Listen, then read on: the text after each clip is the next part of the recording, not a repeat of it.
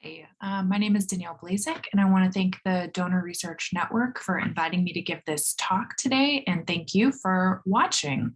I want to tell you a little bit about some research that I'm working on. This is for my dissertation, so I'm very excited about it. But this is going to be about how we can reduce satisficing and hopefully increase donor registration behavior. So I know that this is an international group, so I just want to give you a little bit of context about donor registration in the United States. Obviously, this is a really important issue. There are a number of people who are dying every day, and those people don't need to be dying if they were getting access to a transplantable organ. But unfortunately, we are not in a position where we have enough organs for everyone who needs one. Now, in the United States, 92% of people who register as a donor do so in a motor vehicle department or an MVD. And so this is obviously a place that gets a lot of attention from interventions that are seeking to increase the rate of donor registrations. Unfortunately, though, these interventions are often met with very mixed success or limited success. And we see that this has now become a topic that actually some people are questioning whether or not we should even be attempting to increase registrations with MVD interventions, because there have been somewhat limited success in this in these types of interventions in the past. And these have included things like point of decision materials or videos or posters that people are seeing when they're in the MVD. This includes how staff members actually talk to the people who are coming into the MVDs, or even having on-site recruiters or educators who are talking to people about donor registration. But because this is such a common place for people to register, this really has me and some of my colleagues wondering, are there other things going on in the MVD itself that might be reducing or suppressing the desire or wish to donate, basically? So just a little bit of information about how did I get inspired to do this particular work. It really stemmed out of a long-standing partnership that my colleague Jason Siegel and I have with New Mexico Donor Services. And New Mexico, along with many other states, they ask a series of health and legal questions to individuals who come to the MVD when they are renewing their driver's license, for instance. And Stevens and colleagues have done a quite recent review on this and basically found that these questions that are asked, very common, not just in New Mexico, but in many states across the country, and that these questions might be making individuals think that they are not eligible to donate as organ donors because maybe they have some health condition. And this is compounded by the fact that as people get older, they tend to accumulate more health conditions. And the more health conditions they have, the less likely they think they are to be able to register as an organ donor. Now, when people are asked about, well, why have you not registered as an organ donor, at least in the United States, eligibility is the most common reason cited as why somebody has chosen not to be an organ donor. So if there is something going on where the questions that we're asking relative to the organ donor question make someone think that they're not eligible to donate, this is obviously a really big problem.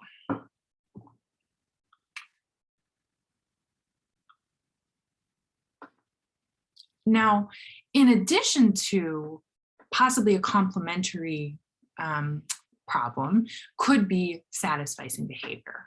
Now, if you're not aware, satisficing is usually thought of in the context of survey research, but this is anytime someone might give an acceptable rather than the most appropriate response to a question or a series of questions.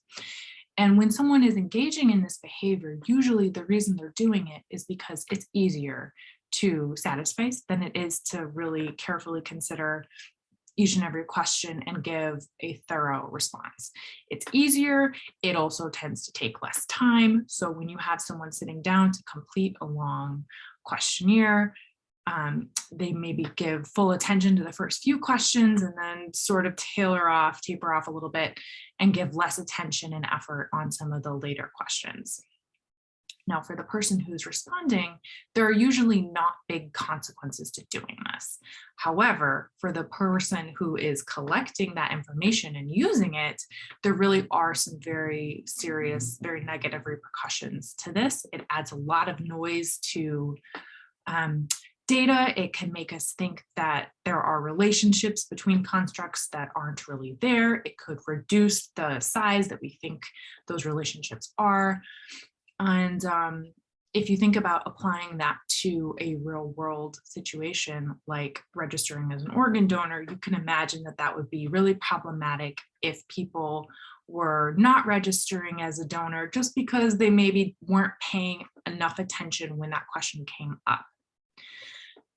Now, unfortunately, it's quite difficult actually to gauge just how common this behavior is, because satisficing is a really complicated set of behaviors that have a bunch of very nuanced different types of sub behaviors, and each one of these can be defined a little bit differently and captured a little bit differently. But there is every indication to think that this is really a very common, very problematic behavior. And when you think about organ donation, there are really two big reasons to be worried about this behavior specifically within this context. And the first of those reasons has to do with context and order effects. And I mentioned this briefly, but we already know that people are more likely to satisfice on later questions. So after they've been after they've been answering a few questions, then they're going to be more likely to engage in this behavior later on. And back to that review done by Stevens and colleagues, we know that most states that are asking these other health and legal questions are doing so immediately before they're asking someone if they want to register as an organ donor. Now, the second main concern is a grid style question. And this is any time when we have a series of questions that have the same response options. In this case, that would be a yes or a no. Yes, I have this health condition, or no, I don't want to register as an organ donor. And here the concern is that once someone has started responding in this series of questions, typically these questions sort of have a very similar they're usually about a similar topic. In this case, they're all health questions or health and legal questions. And so somebody might get into the habit of responding the same way because it's worked for like the first three of these questions. And so they think that that same response is going to continue to work for the remaining questions. So here's somebody who is saying, no, I don't have this issue. No, I don't have that issue. No, I've never been arrested while driving. No, I don't want to be an organ donor. And this is a particular type of satisficing that we'll call straight lining. So to decide if this was happening, if this was having an effect on donor registration, we started with an MTurk study or an online study. Now you'll note that we had quite a large sample size with almost 5,000 donors and more than 2,500 non-donors. And the reason for this is when we pre-registered this study, we conducted a power analysis to determine our sample size, and we thought that we were going to be capturing a relatively small effect. So we ended up needing quite a few participants in our sample. And if you're having a little bit of shock seeing those numbers, I completely understand and I agree. But please look for the pre-registration on this for more details there. Now, we also wanted to look at donors and non-donors separately, and there were really two reasons for this. The first is a little bit more of a logistical issue, and this has to do with the fact that we didn't want to alert our participants to the fact that we were going to be asking them about their donor willingness by first asking them, are you a registered organ donor or not? So our participants weren't classified as donors or not donors until they got to the demographic portion of the survey. But the second and the more important reason why we have both donors and non-donors is because participants usually we're interested in increasing registration in non-donors and only non-donors, but increasingly we're noticing that many states are asking donors, people who have already indicated a willingness to be donors, to re-register, but they're not saying, would you like to re-register? They're asking them to register or confirm their registration status anew each time they come in with no reminder of what their past decision on this topic had been. So for that reason, it's really important to look at the donors as well, just to make sure that anything that works for the donors anything that's working for the non-donors also works for the donors, and we're not causing any problems if we make any changes for the group of people who are already registered. So then what we did was we modified 18 health and legal questions. Now we took these questions from the state of New Mexico and we broke them into individual questions. I believe they had 9 questions, and we broke them into 18 questions because a lot of these questions were double-barreled or quite confusing, or asked about multiple different health issues in one question. And so we wanted these to be individual questions that you could answer without having to, consider what would you say if you'd had a traffic violation, but it hadn't been about alcohol. And then we took a donor question where we asked basically, would you register as an organ donor? And we put that either as the very first question in this series of 18 questions or as the last. Then, of course, we asked demographic questions, which included this donor status question. So what did we find? We conducted binary logistic regression with that donor outcome as either yes or no, you'd be willing to donate, with our donors and our non-donors separately. And when we covariated for age and sex, what we saw was that condition, that first versus last, it did matter, and it significantly mattered. Specifically for the non-donors, those who saw that question first had more than 2 times the odds of indicating a willingness to donate relative to the people in the last condition. And this pattern was the same for the donors. Even more so, there was an even bigger effect for the donors relative to the non-donors. So we were wondering what's going on here. Is this self-disqualification? Is this a concern over eligibility, like we might think, based on Stevens and colleagues' recent review? Or is this satisficing? And so we wanted to conduct some auxiliary analyses where we looked at the people who saw the donor question last and how they had responded to those other 17 health and legal questions.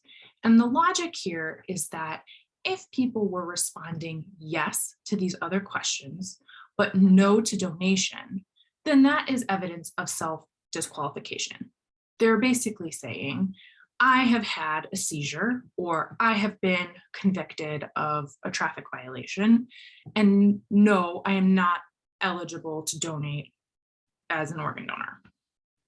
Alternatively, if people were saying no to all of these other questions and no to donation, then that seems more like I don't have a reason why I'm not eligible to donate, and that's more likely to be an issue than of satisficing. So we conducted auxiliary analyses here, and we did this in 2 different ways. And the main reason for that was because we really weren't sure if it was going to be the case that if I said yes to any of these previous 17 questions, or if I were saying yes to more of these 17 previous questions. Now, again, because we weren't sure, we did pre-register this decision on OSF. And what we saw was maybe surprising.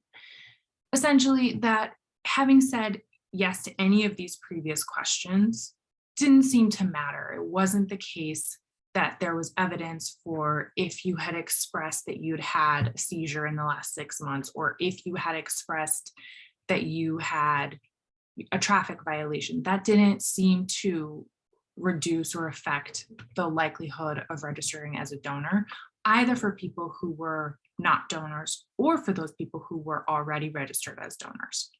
However, when somebody had more yeses, then there was a significant effect for non-donors. And that this looks like this is evidence of satisficing.